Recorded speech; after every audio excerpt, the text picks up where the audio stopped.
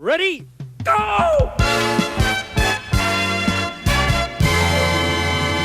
The It's a Conspiracy podcast show is a proud member of the Alberta Podcast Network, locally grown and community supported. For other fun programming, please check out albertapodcastnetwork.com, where you can find shows like Repodcasting. Now, Charlie, can I interrupt you there for a second? I think we're called It's a Conspiracy. No. This is the new name. It's a Conspiracy podcast show. Okay.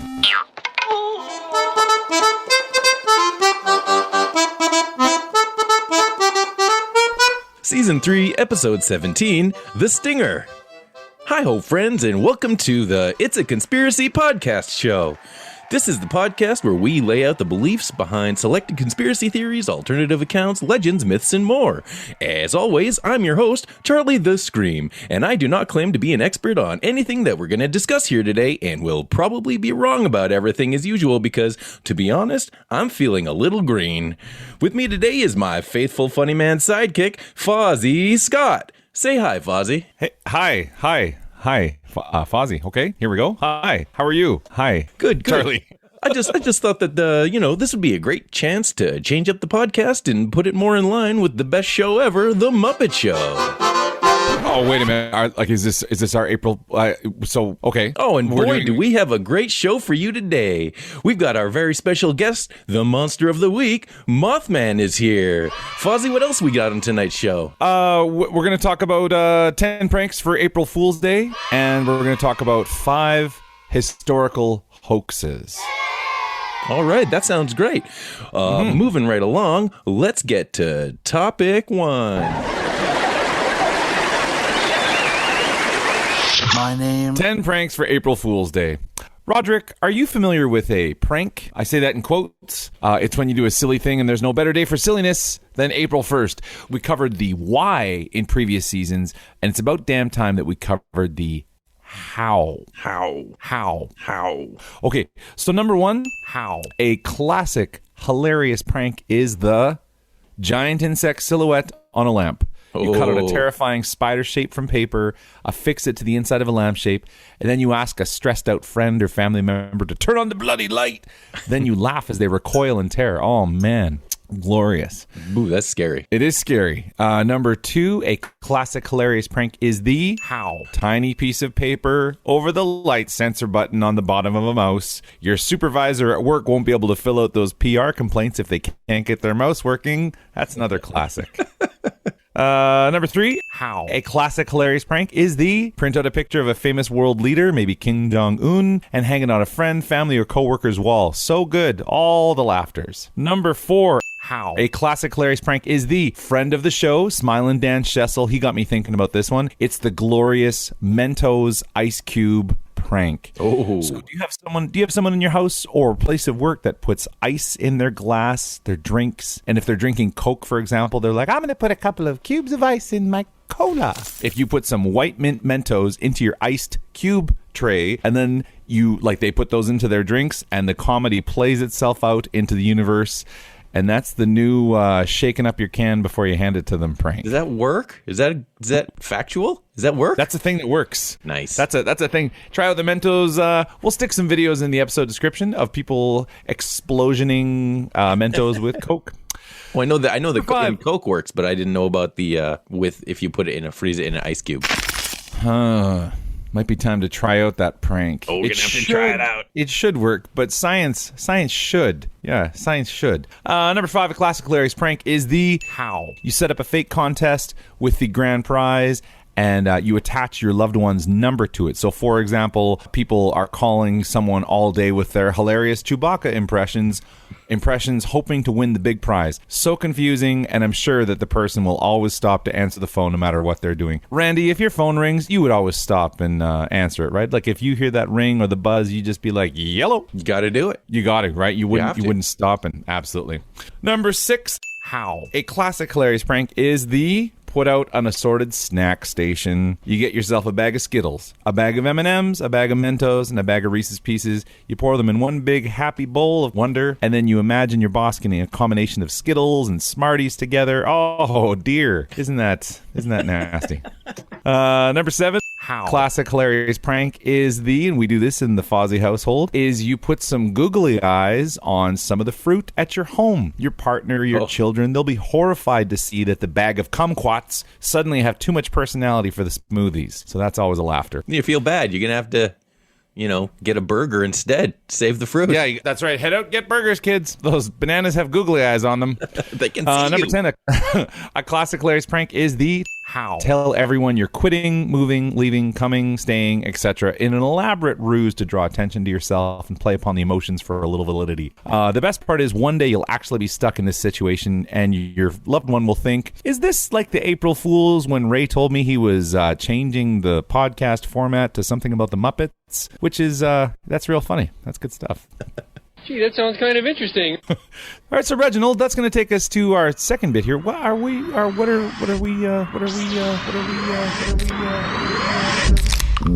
drinking? Oh, from the icebox. From the icebox. I'm not currently drinking it because it's early Sunday morning, but I have been the last few days because we just finished St. Patrick's Day enjoying a nice Guinness. Oh my, are you a Guinnessman? I like Guinness. I am all for it. There are some people who we know who say that Guinness is only good one time a year, but I disagree. I think that it's great all year long. It's good. It's every day is a day for a Guinness. You're every day is right. a good Guinness day. Yeah, totally. Yeah. I know we do have an acquaintance who is quite opposed to Guinness more than once per year, and that's a disgrace. That's crazy. That is crazy. That's just ridiculous. Well, I'll tell you you what. You, sir. Fozzie, what are you drinking? I'm having myself a sun-smacked Haskap Gose. I'm not sure how to say this here. I'm just sharing it on the screens. Gose? This is from Endeavour Brewing, and this is absolutely wondrous. So I'll just read what they have to say here. In this version of the Sunsmack Gose, we use Haskaps from Bokeh Bloom's Farms. Haskaps are a tart berry that tastes like a cross between a blueberry and a raspberry.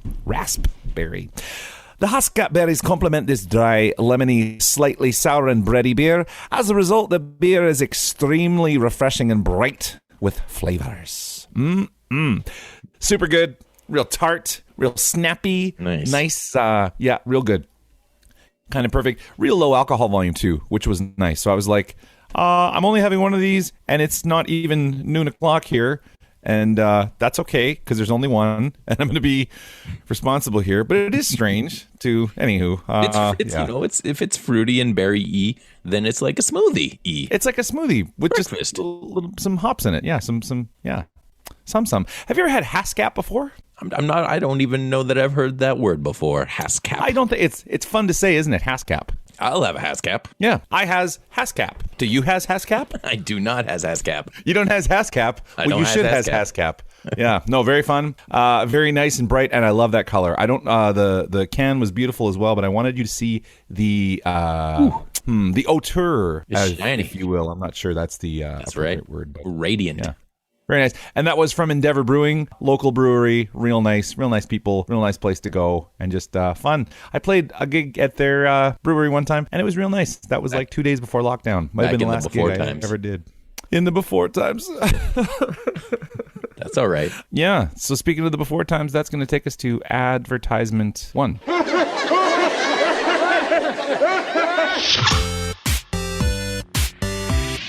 The Future of Podcast. Today, I want to tell you about ATB's new podcast, The Future Of. Join Todd Hirsch, ATB's Vice President and Chief Economist, as he connects with special guests who offer unique and useful perspectives about the future. Explore how our economy and communities can not only brace for change, but embrace the opportunity it creates. From the future of women in business to the changing nature of work itself, The Future Of helps us understand what's coming and what we need to do today to get the tomorrow we want. Featuring 2 episodes each month, plus bonus episodes, The Future Of includes interviews with top community and business leaders from Alberta and around the world. Subscribe to The Future Of in the Apple Store, Google Play, Spotify, and everywhere podcasts are found, and connect to ask your questions about the future by emailing thefutureof@atb.com. That's atb.com. My name is... Here's subject 2. Subject number 2. We've got a monster of the week with Ryan Bicklesworth. Sorry, Charlie the Scream. My bad. That's right. It's time for another Monster of the Week with this week's special guest, Mothman. The legend of Mothman. West Virginia has become known for some crazy cryptid encounters. There's Indrid Cold, who we've talked about on the show before, and also the Flatwoods Monster, which is a great tale for another time. But this week, I wanted to tell you about one of the most well-known monsters in the cryptid world, the legend of Mothman. But just who is this bipedal, headless, winged humanoid? Well, Mothman is reported to be about 7 feet tall with a wingspan of 10 to 15 feet or more and can reach speeds of over 100 miles an hour. He looks sort of like a humanoid owl with like 2 large red glowing eyes set in his chest. Much horrible, such monstrous. Witnesses who allegedly get a clear look at him suffer from extreme fear and psychological distress, which can last anywhere between like a few months, maybe a few years. So maybe just, don't go looking for him, but take it on good authority that the look in his eyes is pure evil. His walk is a weird penguin-like shuffle, and he can take off flying by spreading his wings and shooting straight up like a rocket. Pew! Oh my goodness. Faster than any bird should be able to fly. He also seems to enjoy chasing cars. Chasing cars. Chasing cars. Chasing cars. Chasing cars. So, the first recorded sighting of Mothman happens November 12th, 1966, near Clendenin, West Virginia. West Virginia, in a cemetery where men were preparing a grave for burial. I don't think they were burying a grave. They were digging out a grave to bury something else. They weren't going to bury the grave, okay. They weren't going to bury it. They weren't preparing a grave for burial. They were preparing the plot, yeah. I know a guy named Barry. Who is he? Does he work in a graveyard? No. That would be great if he was. This is our grave digger. His name's Barry. So these folks were preparing the grave, and they reported seeing a brown winged creature lift off from the trees. And they all swear that there was no way this creature was no bird. No way, Jack. This creature was humanoid. And so that's kind of weird. But then, that's kind of weird. A few nights later, on a cold November 15th, 2 young couples from Point Pleasant, which is a great name for a place, sounds very fake. Does not sound real at all. But it probably isn't real. We had Roger and Linda Scarberry and Steve and Mary Millette. They told police they saw a large gray creature whose eyes glowed red when the car's headlights picked it up. They described it as a large flying man with 10-foot wings. What followed their car while they were driving in an area outside of town known as the TNT area, in quotes, which was just, what they called a place that was a former World War II munitions plant. Sweet. Kind of creepy, kind of weird, but it doesn't stop there. Over the next few days, numerous other sightings were reported, such as 2 volunteer firemen who described it as a large bird with red eyes. And while the local sheriff believed the sightings were nothing more than an unusually large heron that was known to live in the area, contractor Newell Partridge told Johnson, "When I aimed a flashlight at a creature in a nearby field, its eyes glowed like bicycle reflectors," and also blames the creature for the disappearance of his German shepherd.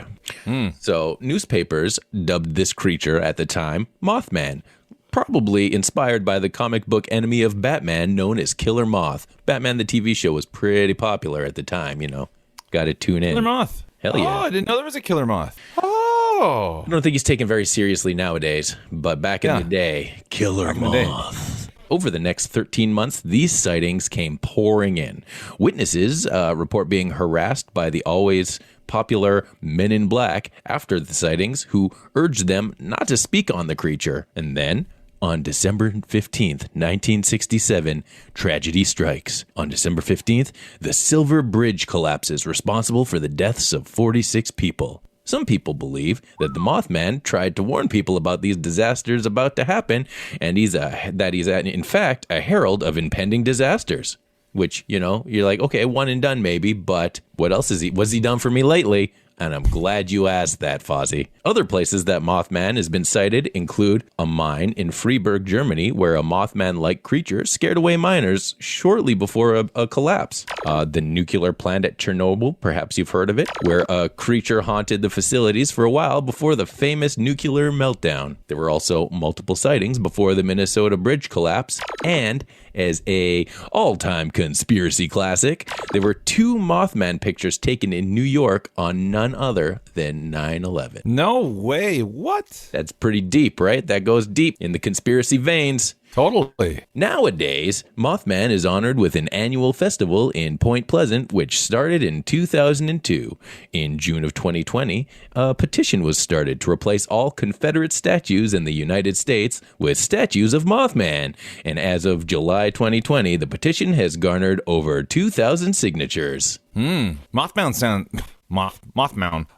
sounds kind of awesome. He sounds like a good he guy. might be an anti-hero. He's an anti-hero. Yeah, he's kind of creepy and he likes to chase cars and maybe he's going to come at you, but he's just trying to warn you, bud. Get out of there. He's trying to warn you. Oh. Get out of there while you can. Run. And that's The Legend of Mothman. Now, I do have a quick question here about this Muppet Show format. Sure, go on, Fozzie. Okay. Yeah. Okay. Is there anything wrong with that? I mean, no, I was sort of under the assumption it was a bit for but okay. I think it's been going great so far. How about you? It's sure. Here's subject number 3. 1, 2, 3, 4, 5, 6, 7, 8, 9, 10, 11, 12. My name is Greg. 10 historical hoaxes. Okay. Now, Rick, can you tell me what is a hoax? It's when someone tells you that something is happening, but it's not really a thing. They just made it up, but it sounds believable, so you might want to believe it. Okay, all right. I can tell you one thing. It's not quite a mop, and it's not a puppet, but man. But a hoax is something that someone does. It's a hoax. It's when you hoax something. It's a hoax. It's a hoax when you hoax something. It's a good old hoax. Super hoaxy. So here's 5. I think I said 10. Here's 5. Maybe there's more. I'm not sure. Here's 5. We'll say that. Number 1, the Piltdown Man. So Charlie Darwin, he made a stink about the missing link between humanity and our reptilian overlords. In 1912, an amateur geologist named Charlie Dawson, no relation, they found a human skull with an ape jaw in Piltdown, England.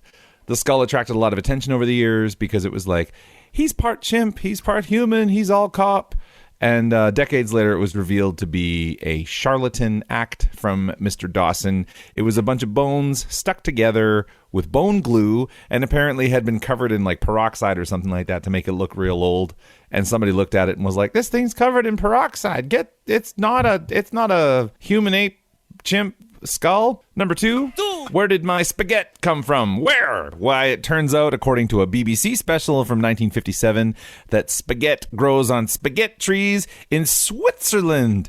Thousands of viewers called in to get spaghetti seeds for their own homegrown crop, only to be told that was a joke we were doing for April Fool's Day, and spaghetti doesn't actually grow on trees. Or does it? A spaghetti. Number 3. Number 3, an autopsy.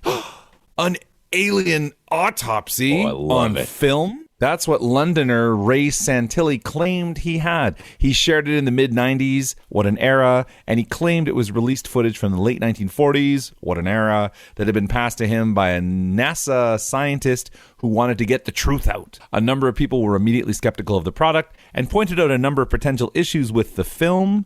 This resulted in Santilli retconning his claim in 2006 to state that his footage was never meant to be considered as authentic. So it was actually a reproduction of the real footage he'd seen in 1992. So he's like, oh, no, this isn't real. This is a loving, carefully reconstruction, reproduction of the original footage I saw.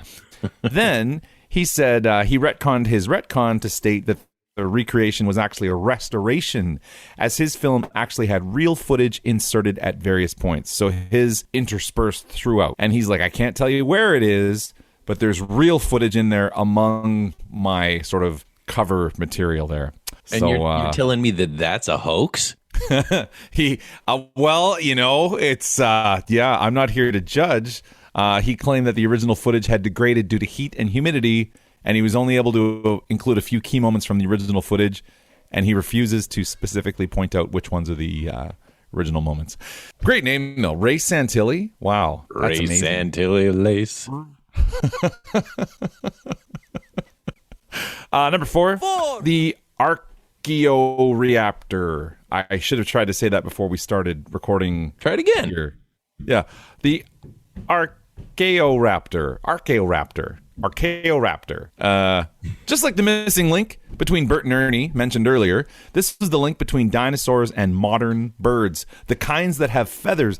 Maybe dinosaurs had feathers. It turns out that the Archaeoraptor, which is an amazing name, was actually an elaborate ruse. It was the head of a primitive bird stuck onto a small winged dinosaur with legs and feet cobbled together from some kind of mystery beasts. So this guy was peddling the Archaeoraptor, which sounds like some kind of engine from Star Trek. That's right. And he's like, it's got a chicken head and a dinosaur body, but it was just a bunch of bones stuck together. Well, I mean, look, I love a good hoax as much as the next guy, but don't mess with my dinosaurs, Jack. Oh, and I didn't realize that this thing with dinosaurs having feathers, that's a big... People get very touchy about it, very sensitive. Sure. Yeah, very, very careful. I mean, our Muppet ancestors all had feathers, so I don't see why dinosaurs wouldn't have feathers also.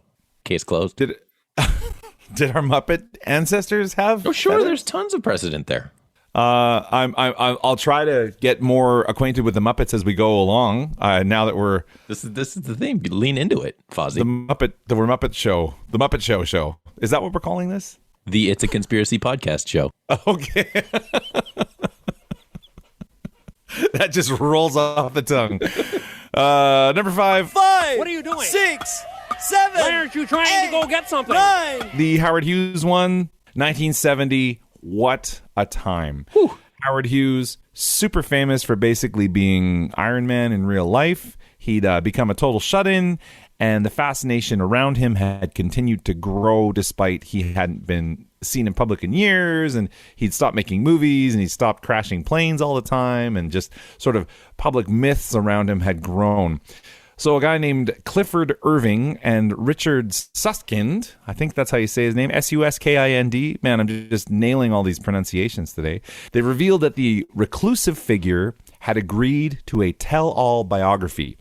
Letters from Hughes, accounts from friends, and recorded conversations would all be put together into one place for curiosity people to learn about Hughes and everything that he was all about. McGraw-Hill and Life magazine paid an advance of $100,000 with an additional $750,000 allegedly to be paid to Hughes for sharing his account.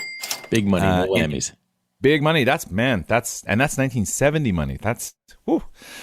Suspicions were raised when the money was requested to be sent through an anonymous Swiss bank account. So once again, it's the Swiss and their spaghetti trees. A journalist who was reportedly the last person to have had a confirmed interview with Hughes received a strange phone call in the middle of the night from an almost unrecognizable voice claiming to be Hughes and insisting that the upcoming book was a complete lie. The reporter, Frank McCullough, great name for a reporter, he was rattled by this, but he read an early copy of the manuscript and said it all felt real. So he's like, whoever called me up in the middle of the night, that wasn't Howard Hughes. Strange voice is what he said. Didn't sound like him anymore. Representatives of Hughes were dispatched to get this book shut down. The authors subjected themselves to a lie detector test, and the handwriting samples used for the books were all examined by experts. Everything was seen to be genuine, and this led many, including the publishers, to believe that Hughes had actually died, and his estate was trying to cancel the project, and that maybe somebody else had called up McCullough in the middle of the night, and they were like, cancel that book! I don't want you learning about my privates! Then in 1972, Hughes showed up. He set up a teleconference, one of the very first, with 7 journalists from different magazines, and agreed to have the conversation televised. So it's a bunch of people sitting around phones, and he called them. So he wasn't in the interview itself, but he called them, and they put him on like what is it they call that? Speaker? You're on speaker. Speakerphone? What was the thing? Speakerphone. You're on speakerphone, so you could sit around. You didn't have to have the thing up to your mouth. You know, you can still use speakerphone, right? Speakerphone. Hands-free. They just named a hands-free. Yeah. Free hands. So he had a hands-free teleconference. A number of security questions were used to ensure that the voice was indeed Hughes. They asked him personal questions or whatever. I don't think that part was televised. They just had to make sure it was actually Hughes they were talking to. And in this meeting, Hughes claimed to have never met Irving, that he was very much alive, and that the entire thing was a hoax, a lie. That's funny. I assure you, I am very much 100% alive right now. As clear as I am talking to you, I am alive. I am alive. I am not I'm alive. dead. And I did call that guy in the middle of the night, and that's a strange thing to do, and I apologize to him, but I needed to let him know. Irving claimed that the voice was an imposter, but by that point, it was also discovered that the anonymous Swiss bank account, the recipient for that was Clifford's wife, Edith. So, yeah, the gig was up. In the end, the couple admitted to the ruse. The Irvings, they admitted to the ruse. They returned all the money, and they pled guilty for conspiracy to defraud through use of mail. This resulted in them spending a shocking 17 months in jail. Woo! Yeah, this was the final major public event of Hughes's incredibly fascinating life. He passed away from kidney failure in 1976 and was described as being almost unrecognizable by hospital officials. In fact, when he died, the FBI had to use fingerprints to identify the body, as his own next of kin were like, I don't think that's Howard. And some people were like, well, that's Howard. And so they couldn't agree. So the FBI had to use fingerprints to make sure it was him. The stories of his seclusion were proved to be somewhat true, as pictures exist of him being carried out of his little bunker. He had grown out his hair. He had extremely long fingernails and toenails.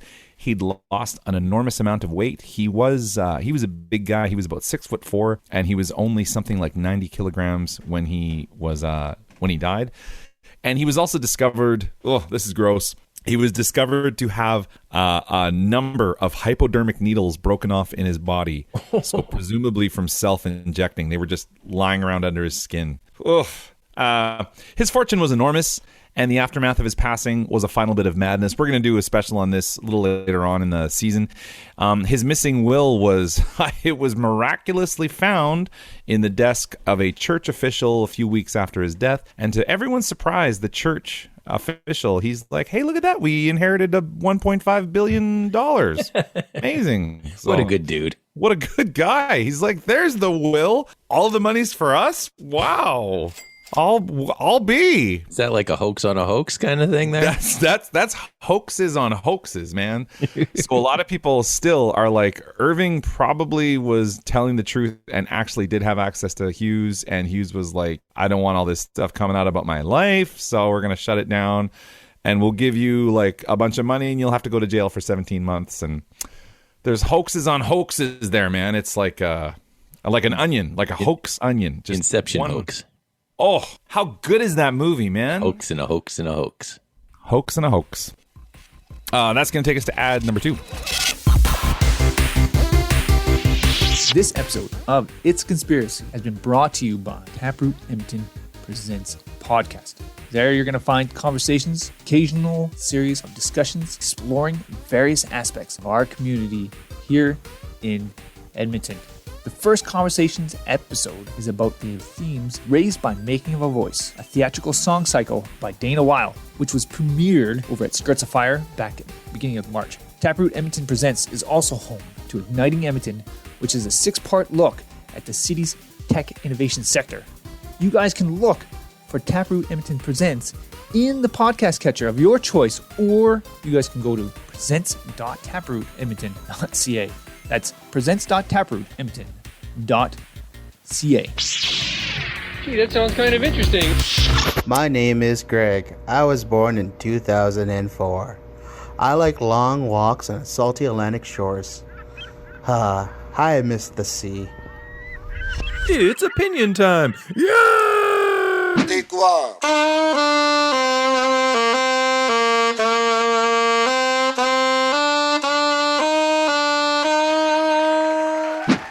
Okay, now Ricardo, what was our first theory? Do you remember?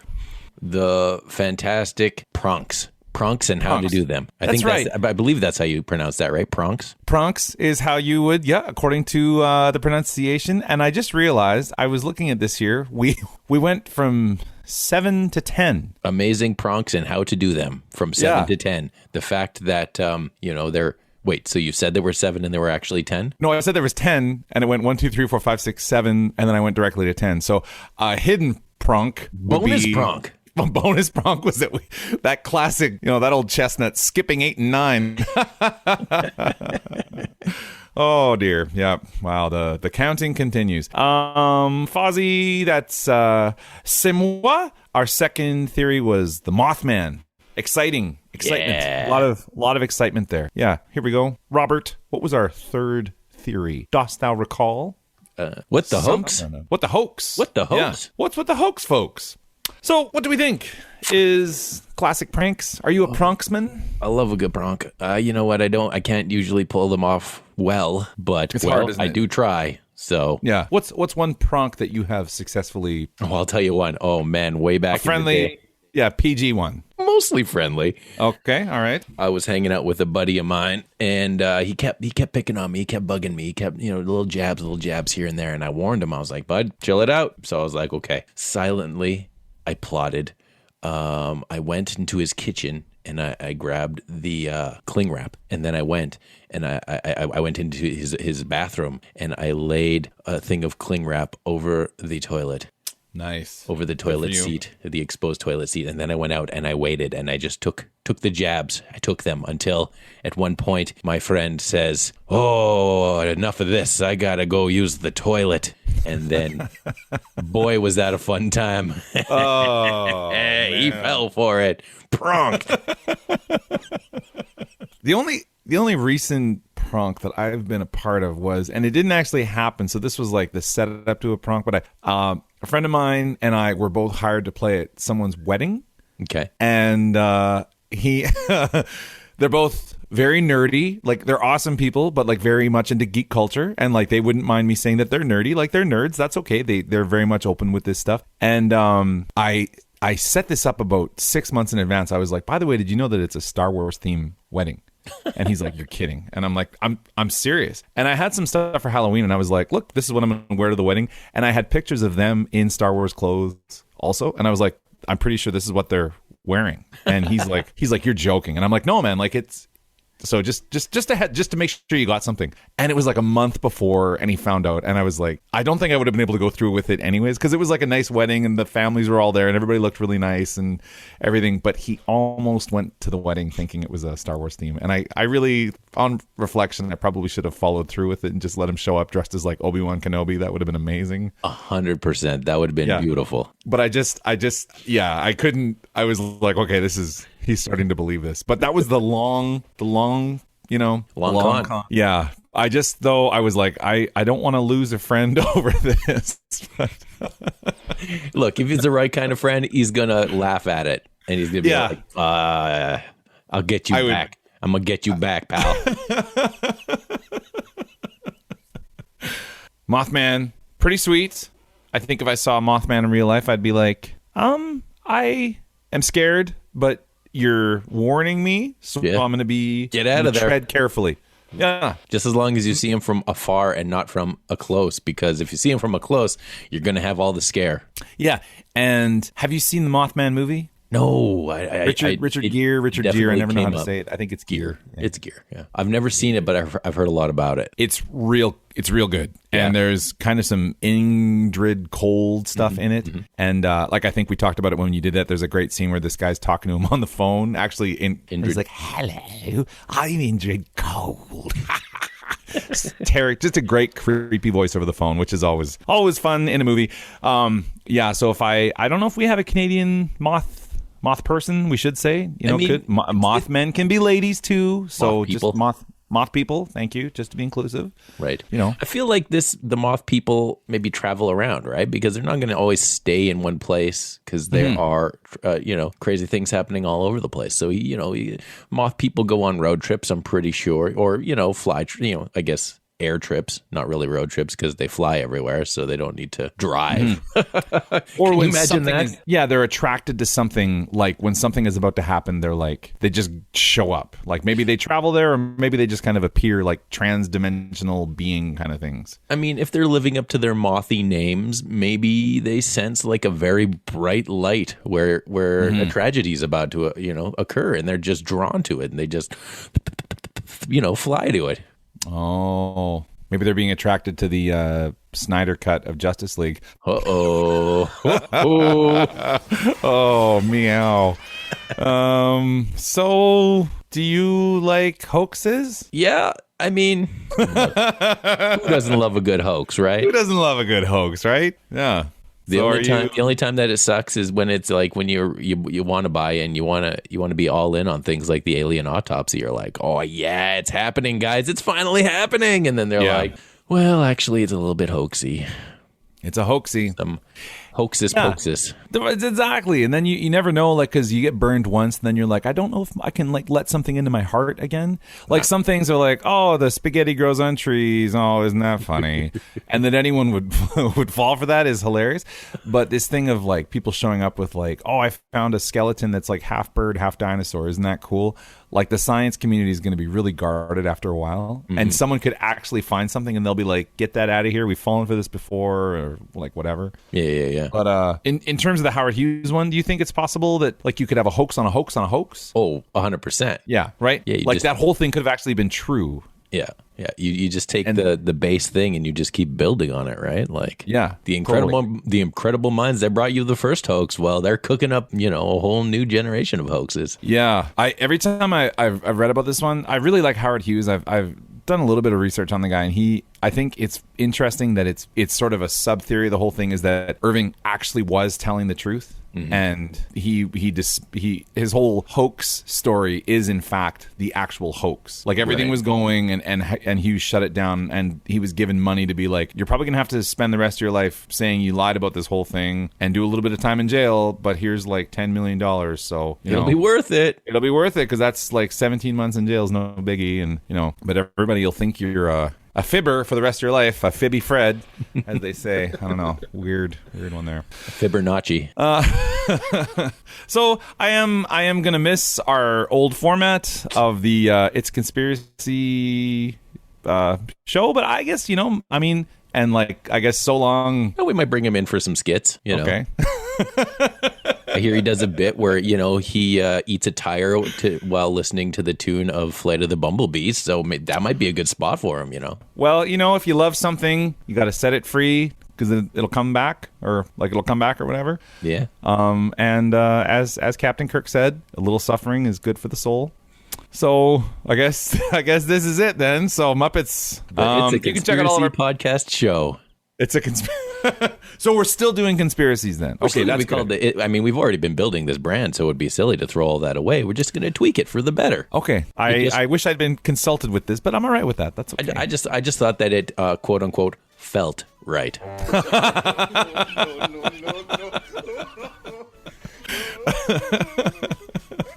Oh, felt. Okay, so you can check out all of our past casts and social media stuff at itsconspiracypodcast.com. That's right. Actually, what you're going to have to remind me again of what this It's is a Conspiracy podcast show. With the It's a Conspiracy podcast show in mid-April. So a bit of rebranding. That's okay. So thanks for hanging out, and happy April Fools. Fools? Well, that was different. Yep, lousy, but different. But different. But different.